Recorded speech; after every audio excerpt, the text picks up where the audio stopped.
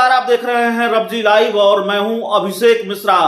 JDU अब उत्तर प्रदेश का विधानसभा चुनाव अकेले लड़ेगी। बीजेपी से उसकी बात नहीं बन पाई। हालांकि बीजेपी से बात नहीं बन पाएगी, इसके आसार पहले से नजर आ रहे थे।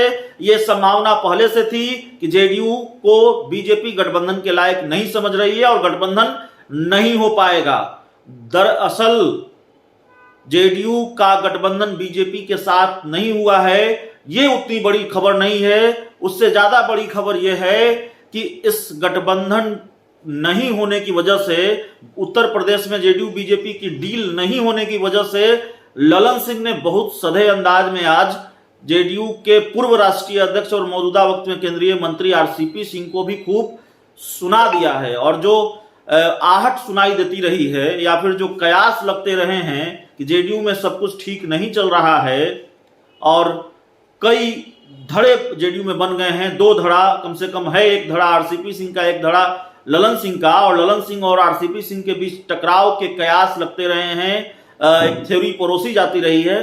तो कहीं ना कहीं जो घटनाक्रम है जेडीयू के अंदर का वो भी उसी दिशा में बढ़ता दिखाई देता है।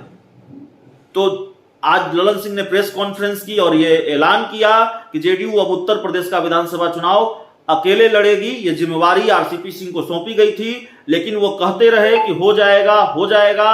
उन्होंने भरोसा दिया था, लेकिन बात नहीं बन पाई। ललन सिंह ने जिस तरीके से कहा कि हो जाएगा, उसका मतलब हम यही समझते हैं कि ललन सिंह ये कहने की कोशिश कर रहे थे कि आरसीपी सिंह ये कहते रहे, आरसीपी सिंह ने एक तरह से भरोसा दिया कि चीजें हो जाएंगी, गठबंधन हो जाएगा, लेकिन आरसीपी सिंह इसमें नाकामयाब रहे और जेडीयू का नेतृत्व आरसीपी सिंह के भरोसे बैठा रहा।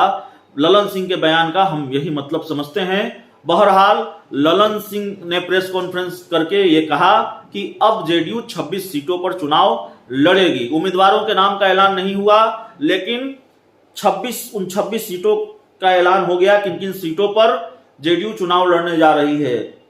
रोहानिया, गोसाईगंज, मड़िहान, घोड़ावल, बागरमऊ, प्रतापपुर, करछना, बेरिया, तमकुड़ी, सिलगा, रॉबर्टगंज, सोहरतगंज, मड़ियाहू, चुनार, महरौली, कैंट, लखनऊ, भटपारा, भोगनीपुर, जहानाबाद, फतेहपुर, रानीगंज, प्रतापगढ़, जगदीशपुर, महमूदाबाद, बरेली, कैंट, बिलासपुर, बदायूं।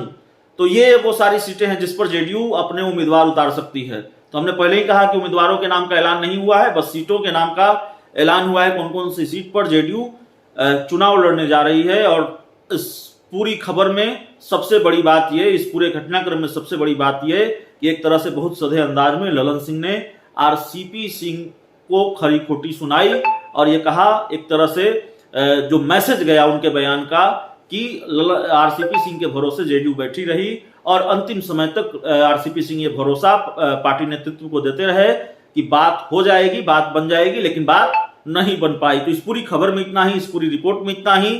बहुत बहुत धन्यवाद।